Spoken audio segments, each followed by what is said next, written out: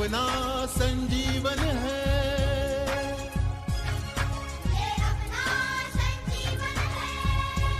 बच्चों, आज हम कक्षा चौथी हिंदी रिमझिम में से पाठ क्रमांक 7 दान का हिसाब यह पाठ पढ़ने जा रहे हैं, जो पाठ सुकुमार राय इन्होंने लिखा है। सबसे पहले शीर्षक जो है दान का हिसाब, इसके बारे में जान लेते हैं। दान यानी जो हम दूसरों को, गरीबों को जो भी कुछ दान में देते हैं या हम उसके बारे में फिर कभी बातचीत नहीं करते हैं, उसे बोलते हैं दान। और हिसाब यानी कैलकुलेशन करना। लेकिन हम कभी भी किसी को भी दान जब देते हैं तो उसका हिसाब नहीं रखते हैं। लेकिन इस कहानी में जो एक राजा है बहुत ही कंजूस है, एक सन्यासी से कैसे दान का हिसाब मांगता है वो इस पाठ में दिया है। यह तो राजा बहुत कंजूस है, उसके पास तो बहुत सारी धन दौलत है, लेकिन अकाल पड़ने पर भी अपनी जनता को वो सहायता नहीं करता है। तो एक सन्यासी के रूप में एक वह सहायता लेने के लिए आता है। वही बात इस दान के हिसाब में दी गई है। तो बहुत ही अच्छी सुंदर कहानी है, ध्यान से सुनो और दोहराओ। आपको भी ये कहानी आती है कि देखो दोहराने के लिए? तो चलो देखते हैं कहानी। दान का हिसाब। एक राजा था। राजा जी लकदक कपड़े पहनकर यूं तो हजारों रुपए खर्च करते रहते थे, पर दान के वक्त उनकी मुट्ठी बंद हो जाती थी। देखो बच्चों, यहाँ पर एक राजा रहते थे और ये लकदक कपड़े यानी शानदार कपड़े पहनते थे, हजारों रुपए भी खर्च करते थे, पर दान देते वक्त तो उनकी मुट्ठी बंद हो जाती थी। यानी दान देना यानी किसी को भेंट देना, गिफ्ट देना, उस वक्त तो ये मुट्ठी बंद कर देते थे। यानी उस वक्त बहुत कंजूसी दिखाते थे।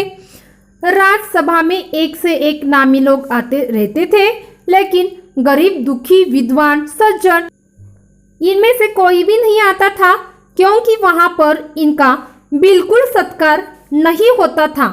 देखो बच्चों, राजसभा में एक से एक नामी लोग आते थे। राजसभा यानी राजा का दरबार, लेकिन वहां पर कौन कौन नहीं आता था? देखो, गरीब जो होते थे, दुखी, विद्वान यानी बहुत ही पंडित शिक्षित जो गुरु होते थे वो, सज्जन लोग यानी भले आदमी, इसमें से कोई उस राजसभा में नहीं आता था। इसका कारण भी यहाँ पर दिया है क्यों नहीं आते थे, क्योंकि राजसभा में उनका बिल्कुल सत्कार नहीं होता था।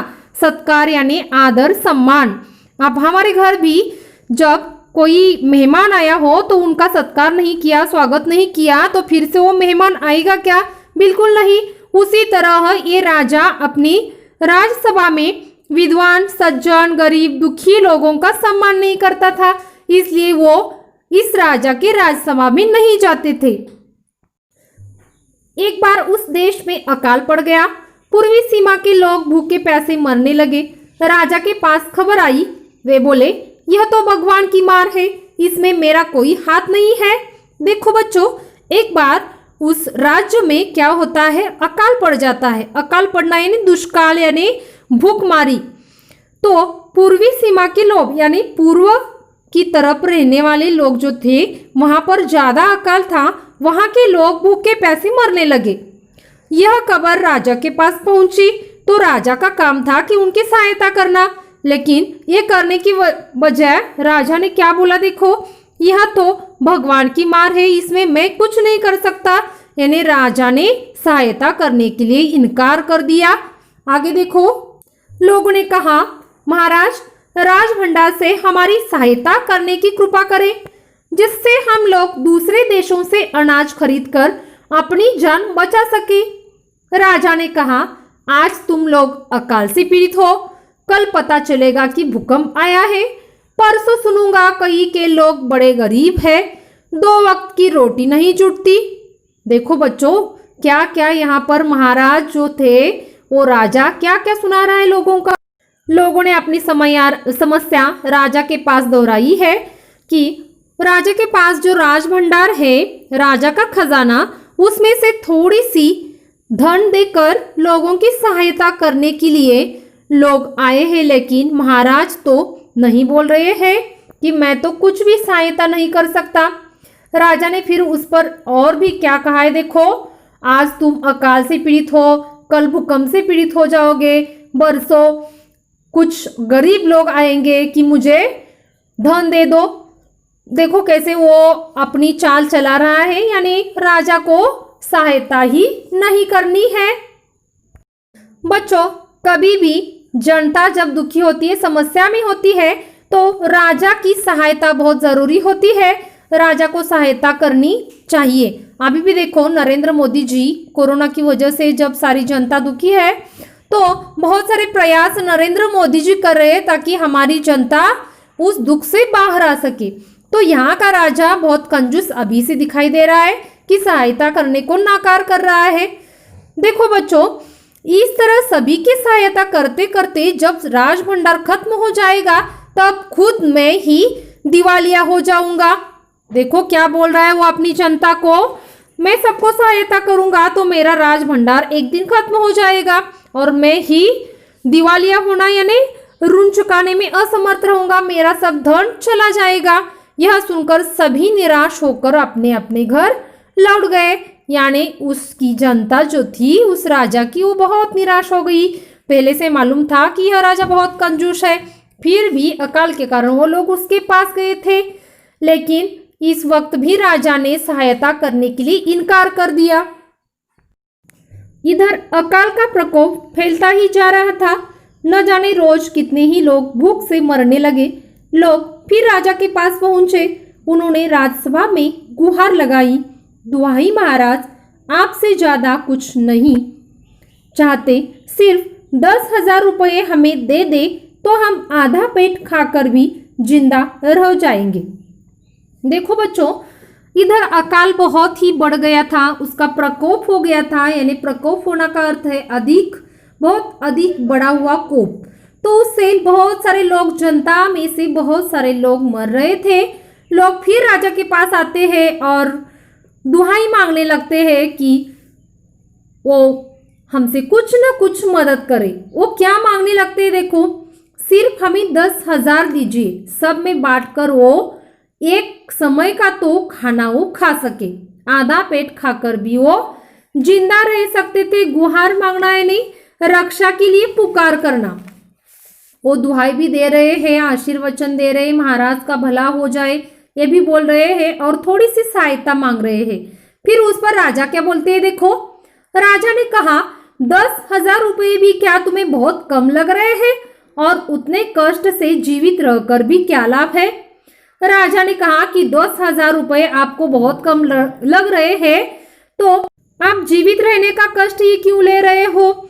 यानी उन जनता पर राजा को एक भी पैसा खर्च नहीं करना था। एक व्यक्ति ने कहा, भगवान की कृपा से लाखों रुपए राजकोष में मौजूद है, जैसे धन का सागर हो, उसमें से एक आध लोटा लेने से महाराज का क्या नुकसान हो जाएगा।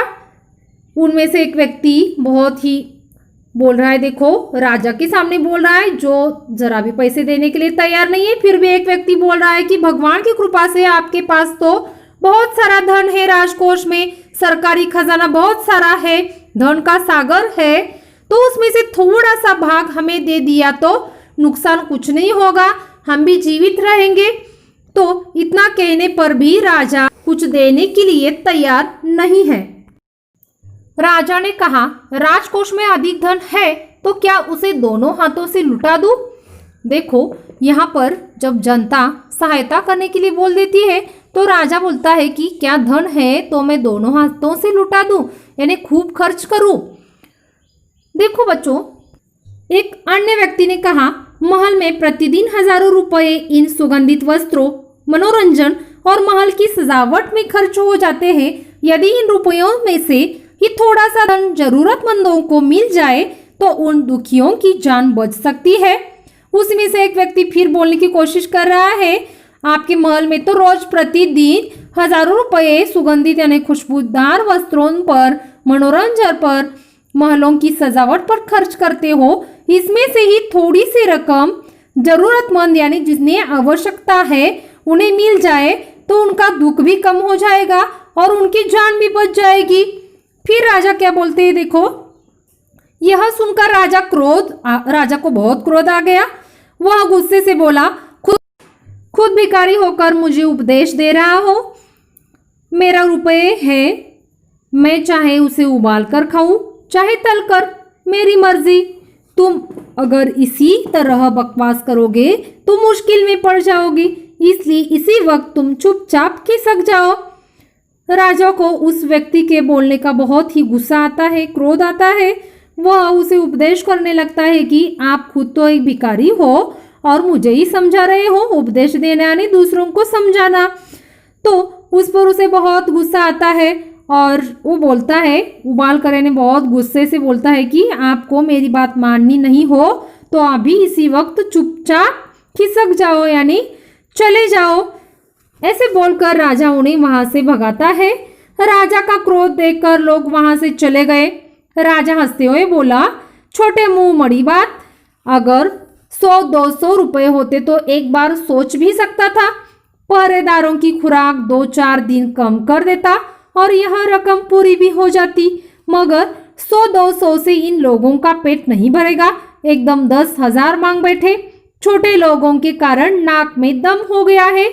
देखो बच्चों, यहाँ पर वो लोग जाने पर राजा बहुत हंसने लगा है कि छोटे मुंह बड़ी बात यानी अपने सामने से बड़ी बात कहना, यानी वो जनता इतनी गरीब है, एक 100-200 रुपये मांग लिए होते तो मैं खुशी से देता। वो भी कैसे देता, पहरेदारों की खुराक यानी जो भोजन दिया जाता है उनको, उसमें से थोड़ा सा कम करके वो पैसे में इन जनता को दे देता। लेकिन इनकी तो मांग 10,000 की है, तो इतनी बड़ी रकम मैं तो नहीं दे सकता। छोटे लोगों के कारण आज नाक में दम हो गया है, यानी इन्होंने आज तो बहुत मुझे तंग करके रखा है। ऐसे बोलकर उस राजा ने सब कुछ छोड़ दिया, सहायता करना भी छोड़ दिया। इससे ही आपको बच्चों समझ में आ रहा होगा कि यह राजा कितना कंजूस है। वो दान कैसे देगा, बहुत ही कंजूस।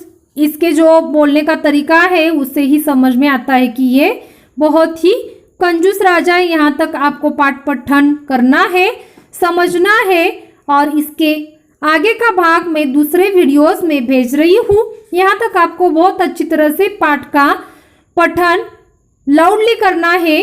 दूसरों के सामने, आपके घर में मम्मी पापा होते हैं उनके सामने यह रीडिंग करके दिखाना है। बच्चों गृह कार्य देखो, पाठ का पठन करके तुम्हारे घर के आसपास की दिशाओं में क्या क्या है उसकी तालिका बनाओ। पूर्व दिशा में क्या है, पश्चिम दिशा में क्या है, उत्तर दिशा में क्या है और दक्षिण दिशा में क्या है, ये अपने घर के बड़े की सहायता से आपको यह तालिका बनानी है और पाठ का बहुत ही अच्छी तरह से पठन करना है। वीडियो बहुत अच्छी तरह से देखो और लाइक और सब्सक्राइब भी करो।